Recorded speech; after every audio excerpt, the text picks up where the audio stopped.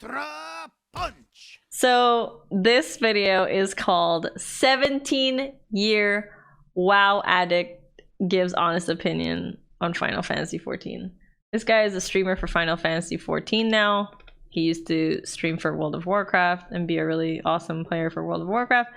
This video is good, so let's watch it together. Growing up, I was always a huge fan of Final Fantasy, especially 7. From Crisis Core on PSP to even Advent Children. Yes, the movie. 10 out of 10. I always knew that the Final Fantasy genre had a strong reputation in gameplay and story. However, when it came to the MMO, Final Fantasy XIV, I thought it was uncomparable to WoW.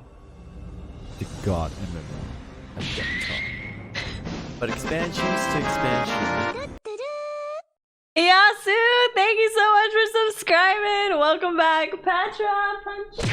Okay, when you said, you know, I've always been a fan of Final Fantasy VII. Dude, Final Fantasy VII was my favorite game of all time because it was basically the only Final Fantasy game I ever finished and really played. The only other Final Fantasy games I played was Final Fantasy X and X-2, but I didn't finish those games. I did always say that Final Fantasy VII was my favorite game of all time, but you know what? You know what, chat? Final Fantasy XIV is kind of passing it now. So I think Final Fantasy XIV is like becoming my favorite game of all time. Isn't that crazy? So yeah, he did say at that time World of Warcraft was the top MMORPG. But expansions to expansion, WoW kept disappointing everyone. The cycle continued, as well as Blizzard never listening to their loyal players. This is how the famous MMO lost its reputation. I'll show you 3 simple steps of what the main problem was. A new expansion is now publicly announced, and the beta is released. Players spend countless of hours on beta, testing the game out and point out all the problems that exist. The game is now released, and the problems are still there.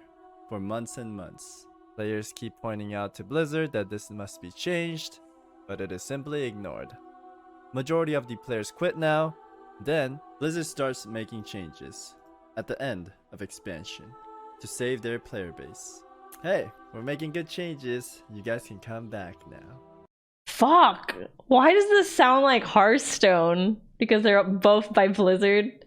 The player base also told things to Hearthstone Blizzard also, like, hey, you should do this, you should do this, you should change it. They didn't listen. And then eventually, by the time they made like a freaking core set, everyone pretty much left standard and doesn't play standard anymore. So everyone's like, we don't care about the core set, we're playing Battlegrounds already. What the fuck? It's so similar. And does this work? Yes, it actually works for the majority of the loyal fans that played this game for years. Listen, Savix, the 915 is gonna be great, and you'll come back crawling, you betrayer. That's right, you just wait, you'll see. Some do manage to leave from this toxic relationship, but many. I left the toxic relationship. The endless cycle is continued. However, not for me.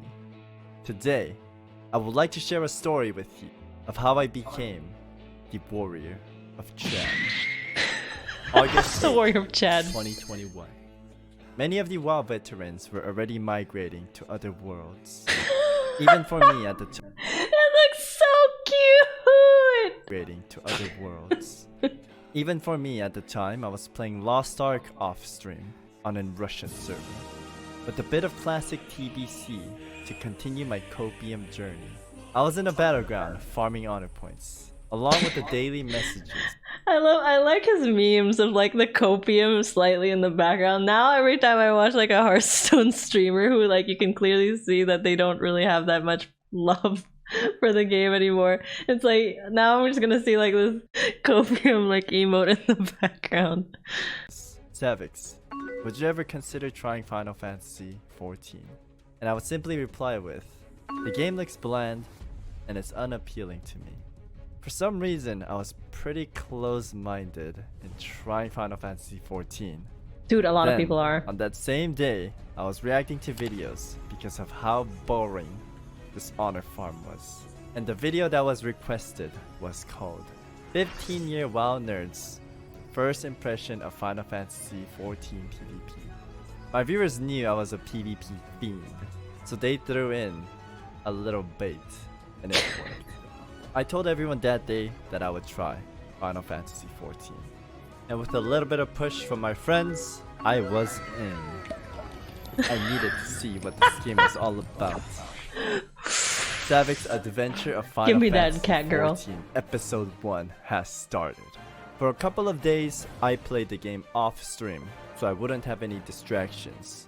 I wanted to fully experience and immerse myself into this game. Then, give it a rating, since I've heard so many mixed comments about it. It was a new beginning in this world called Eorzea. The game was not bad at all. It was nothing like I imagined. When I said the game looked unappealing and bland, what was I thinking? This game is a piece of art.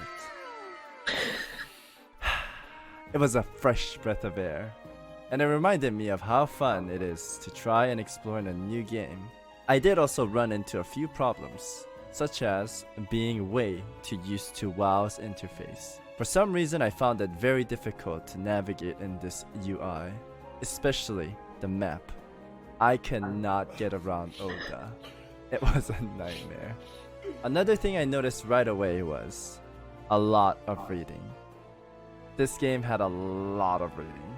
True. And I suck at reading. Honestly speaking, playing this game really helped me improve in my reading skills.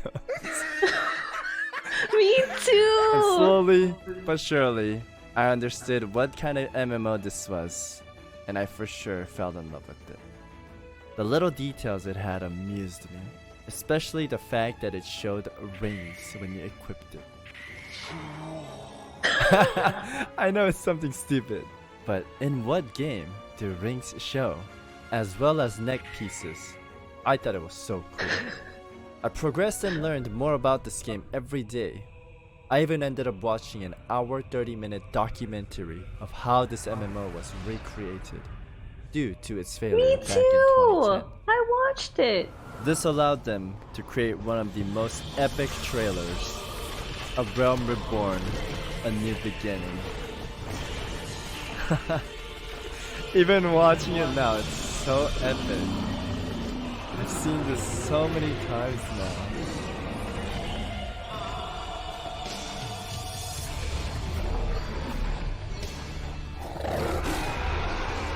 If you haven't seen this trailer yet, you should definitely go watch it. Worth it. And I am so sorry, but I have to pause the video here. From this documentary, I learned how much these developers actually cared about the game and their fanbase. I loved how open they were to the audience, and big respect to Yoshi P for not tying down their players to play their game. In fact, in the newer interviews, he was encouraging players to explore and try out new games. Where in my other game that I used to play, I felt like we were being abused, and there was no time for other games. Not until this one. Booty Dude 69, thank you so much for subscribing. Welcome back, Pathra.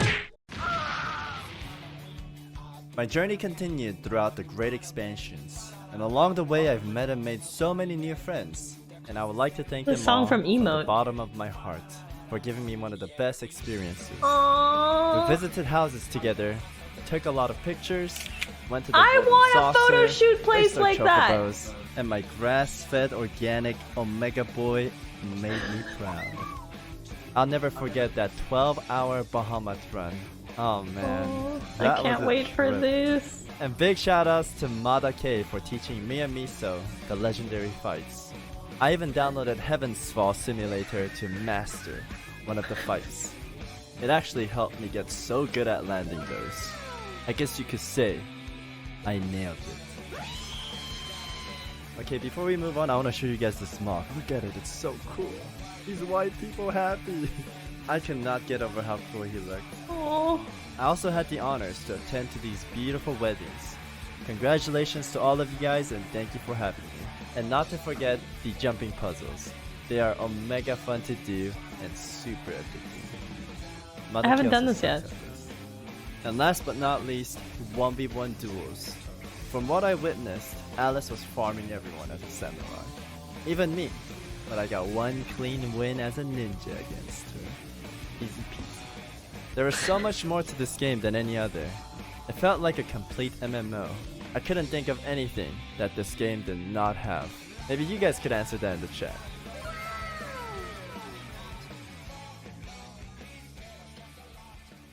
This game was not about doing laps around Dalaran or Oribos waiting for queues. It had so much more, and the social aspect to this game was amazing. Time to time, we would sit down in our FC and share stories, or even talk about life. It's going to sound funny, but I felt so connected to my online friends, especially during the pandemic. And finally, I would like to thank the whole Final Fantasy XIV community for being one of the best communities out there. So far, I have not ran across a single toxic behavior. Literally zero. Where in other games, I would receive hateful messages time to time. Hats off to you guys. And I guess the right way to close off the video is giving it my opinion, since that is the reason I started playing this game. I actually have a lot of things I would like to say, but I will keep it short. Starting from the story, I think the story is amazing. I did my best in this video to not put in any spoilers at all. I wanted to show a lot of epic scenes, but that is for you to try out when you play this game, or if you decide to play this game. It is a very long journey. The music's so good. And it is worth it. Especially Shadowbringer's ending. There's like a saying for it. If you could go through ARR, you'll love this game. ARR. Yo! Bin Huang Bafam, he comments on my videos on YouTube too! Actually, what he says here is so legit. As people say, you either quit through ARR or become a walking advertisement for FF. It could be the slope that a lot of people have a hard time going through. One of the reasons being is because it's the oldest expansion, and that's the one you start out with. So if you could go through that, the rest is just quality 10 out of 10. For dungeons and raiding, I think, for dungeons at least, it starts kicking off in Stormblood. From Stormblood, I thought the dungeons were super fun and interactive. For raids, they're all good. Every single expansion, every raid is memorable. The music is 10 out of 10. It sets the tone. When you first fight the primals, oh man, it is so epic. Yeah, he's right. Every single raid is so good. Okay, one of my favorite raids actually was Shiva's. I love that you're like fighting her and then all of a sudden it gets to that freeze part and it goes, and then after that it's like the hardcore music comes out and you're like, yeah! Like, I don't know. The music in this game when you do raids, they make you feel badass. You're like, yeah, I'm gonna slice through the— oh, I'm a samurai, right? So like, I'm gonna slice through this boss. Not over exaggerating. I thought fighting the primals with that music was one of the best things. And also, this game did a fantastic job of scaling you down into any raid content you would like to do that is from the older expansions. In WoW, I remember streamers had to do an event like Project 60 or Project 30, whatever you want to call it. We would basically stop leveling at a certain point to downgrade ourselves. But in this game, if you want to do old content with the item level that existed at that time, you could set that up and go through the raid. It's not going to be exactly the same since abilities changed, but you get the idea of how it was back in the day. And lastly, the PvP. I will be completely honest, PvP is probably the least favorite thing I've had in Final Fantasy. I do not think it is terrible. Maybe I'm just used to WoW. As a DPS, I felt like having 1 CC on a long cooldown, it felt bad. I want to keep this short because I could talk forever about this. And tanks and healers, they are extremely hard to kill in this game. I guess it's the same as WoW, but you have less CC. White mages are so hard to kill alone. Heavily on your teammates if you play the 4v4 mode. It almost works the same as WoW. You still have to set up kills, but it lacks the potential of being able to carry by yourself, in my opinion. I think that's the best way I could say it. So personally for me, it is not my favorite thing to do, as well as my goal was to get to level 80, then start PvPing. Oh my god, he's totally Because RPing technically, here. yes, you could start PvPing at level 30. However, you will have a lot of abilities that you have no clue on how to use. So that being said, I will try more PvP now that I'm 80 after my Necromancer title. PvP was the reason why I started playing this game, but I fell in love with the other things. I will do more PvP though, I promise. I will close it off with there will be more news about PvP in Endwalker live letter, which is very, very soon. So keep in touch with that if you're a PvP fiend.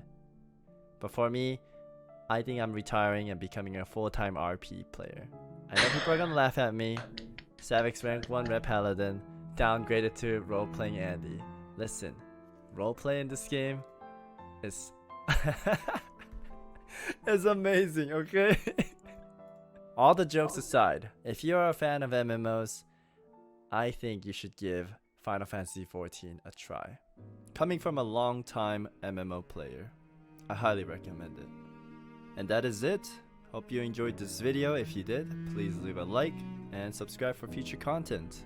Also, I have a second channel, so if you ever want to watch my older Final Fantasy journey, you could go there and check them out. Thanks. I'm pretty sure I'm subscribed to him actually. Subscribed, yes.